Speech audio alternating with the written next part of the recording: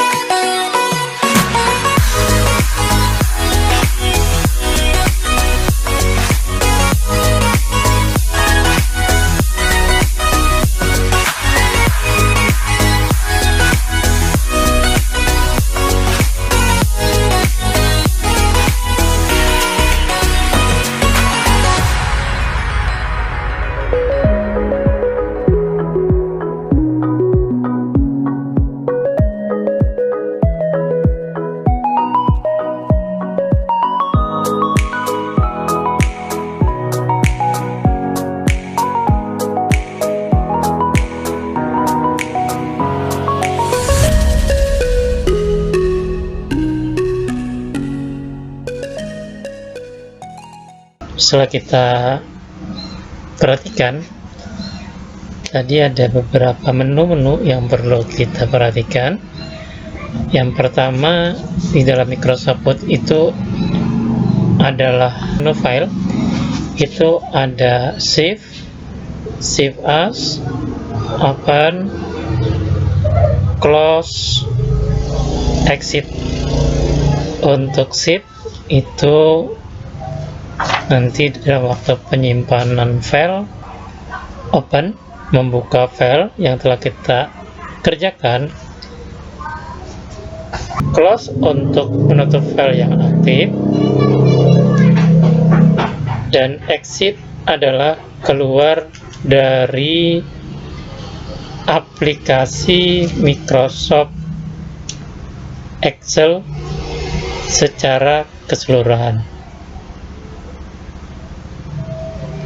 Setelah itu ada menu home. Nah, Menu home ini ada paste, cut, copy, ada fonts, ada font size, bold, italic,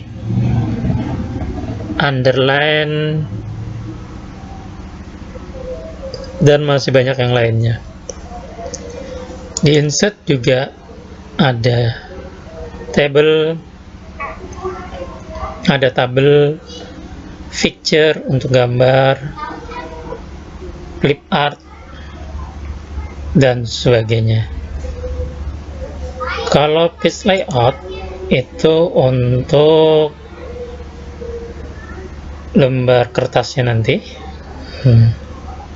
Ada spasi, before afternya ada, sebelum dan sesudah,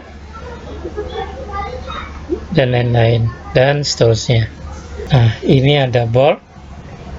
Fungsi bold adalah untuk menebalkan tulisan. Kita contohkan, kita blok dulu, diklik icon atau simbol B atau Ctrl B, maka tulisan akan tebal. Yang kedua adalah italic. Italic itu membuat huruf atau kata menjadi miring dengan cara klik tombol I atau Ctrl plus I. Underline yaitu membuat kata atau abjad menjadi bergaris di bawah dengan cara klik simbol U atau menggunakan Ctrl plus U. Selanjutnya kita menggunakan subscript. Nah, subscript ini adalah membuat huruf menjadi kecil ke bawah dengan cara klik simbol X pangkat bawah atau menggunakan Ctrl plus sama dengan. Berikutnya yaitu superscript, itu membuat pangkat 6 pangkat 2, 6 pangkat 3, dan seterusnya. Itu dengan cara mengklik tombol X pangkat 2 atau Ctrl C plus sama dengan. Nah, selanjutnya tulisan ingin kita rubah bentuknya, yaitu menggunakan font jenis tulisan. Tulisan bisa kita gunakan sesuai dengan keinginan kita. Misalnya saya ingin menggunakan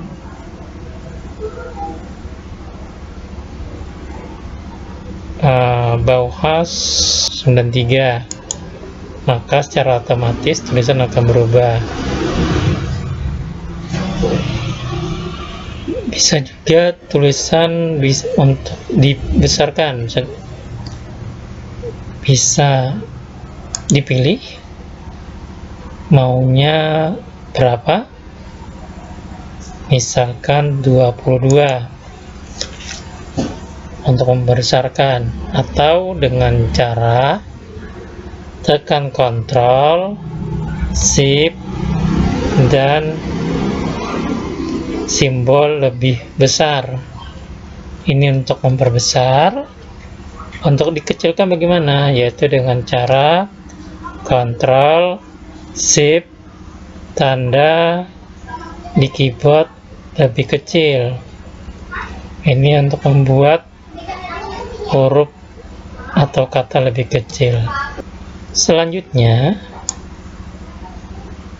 kita akan membuat,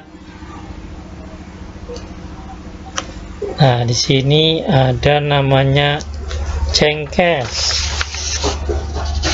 Cengkes itu berguna untuk mengatur huruf kapital pada kalimat yang terseleksi atau kita sorot tadi atau yang kita blok tadi. Bagaimana caranya? Yaitu dengan cara kita blok kalimat atau kata atau hurufnya dengan cara klik sentence case. Sentence case itu fungsinya untuk mengatur agar huruf kapital hanya tertulis di awal kalimat. Nah, ini contohnya di awal kalimat. Setelah itu ada namanya lowercase. Lowercase itu berfungsi untuk mengatur agar tidak ada huruf kapital pada kalimat ini. Nah, berarti dia huruf kecil semua. Selanjutnya adalah uppercase. Uppercase itu fungsinya untuk mengatur agar semua huruf menjadi kapital. Nah, huruf kapital. Jadi hurufnya kapital semua, huruf besar semua. Selanjutnya yaitu capitalis H-word. Itu fungsinya untuk mengatur agar setiap kata pada kalimat diawali huruf kapital atau huruf besar. Nah, seperti ini. Jadi di awal kalimat ini menggunakan huruf kapital, sedangkan berikutnya menggunakan huruf kecil. Yang terakhir adalah toggle case. Toggle case itu fungsinya untuk mengatur perubahan huruf kapital pada kalimat yang sebelumnya huruf kecil menjadi huruf kapital dan sebaliknya. Kita contohkan. Nah, ini huruf awalnya huruf kecil, sedangkan berikutnya huruf kapital. Huruf kecil lagi, huruf kapital. Itulah fungsi dari cengkes. Setelah itu kita akan mengenal namanya font color. Nah, namanya font color adalah merubah warna pada kalimat, kata, ataupun huruf, ataupun abjad. Misalnya sekarang warna hitam ingin kita rubah menjadi warna merah atau warna kuning, tergantung keinginan kita menggunakan warnanya apa. Selanjutnya kita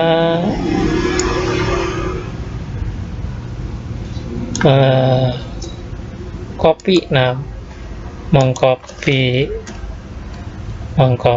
itu untuk menggandakan. Setelah di copy diapakan? Untuk menampilkan yaitu diklik paste. Nah, ini paste. Setelah itu ada namanya bullet. Nah, ini bullet ini di bagian paragraf. Ada bullet, ada numbering. Setelah itu ada multi level list. Setelah itu decrease indent, ada increase indent, ada highlight text left, atau left, center,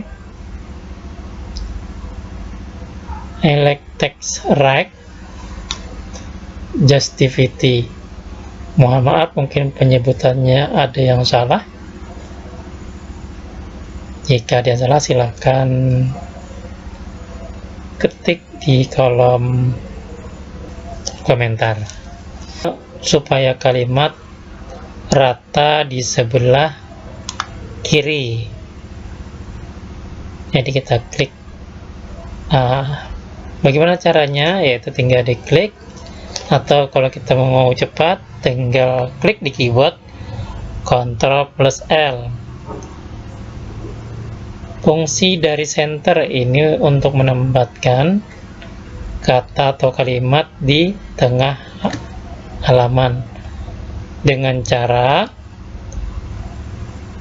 klik simbol center, atau kita menggunakan cara cepat yaitu Ctrl plus E. Nah, setelah itu rata sebelah kanan, like text right, lebih mudah rata kanan saja karena ngomongnya agak-agak belepotan, yaitu kita klik simbol right-nya atau menggunakan keyboard Ctrl plus R.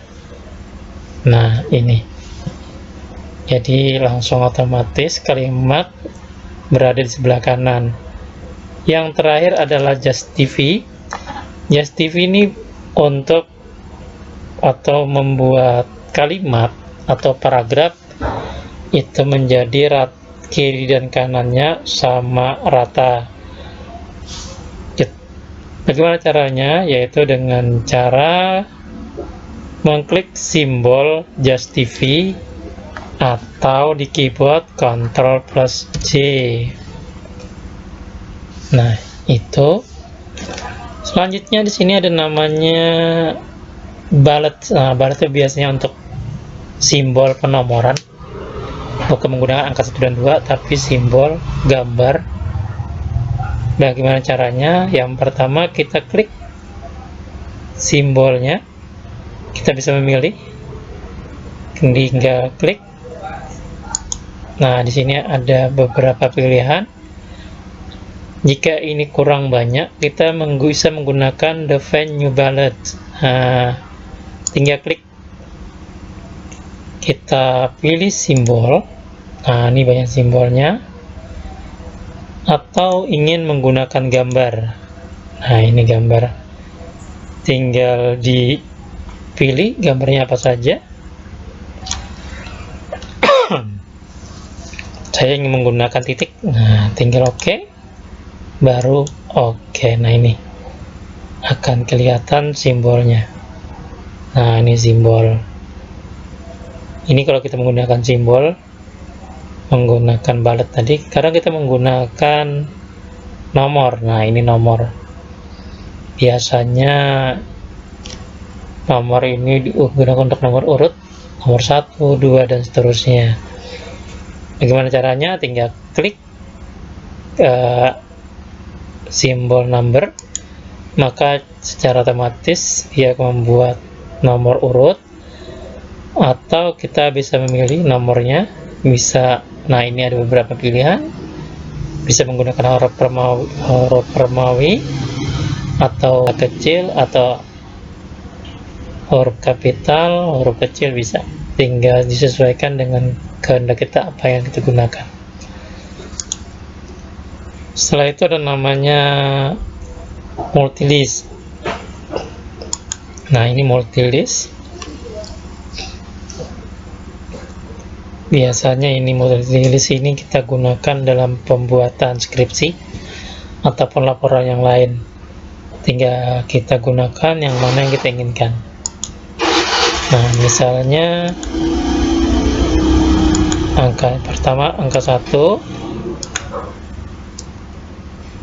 kita hapus dulu.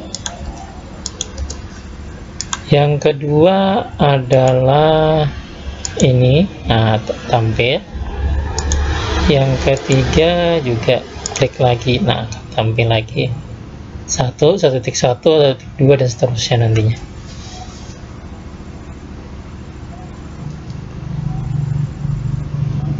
Nah, mungkin untuk sementara ini dulu yang dapat kita sampaikan. Untuk yang lainnya tunggu video selanjutnya. Mohon maaf jika ada salah kata dan kualitas suaranya kurang bagus karena berisik. Dan jika video ini bermanfaat, silakan tonton kembali video selanjutnya. Terima kasih.